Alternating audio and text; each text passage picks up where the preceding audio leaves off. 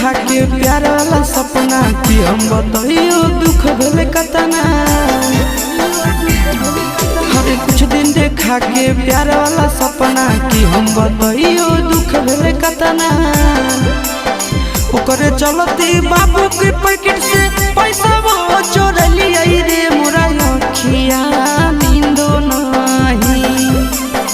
ओकरे चलते बाबू के पैकेट से पैसा वो चोर लिया रे मोरा अखिया नींदो नहीं।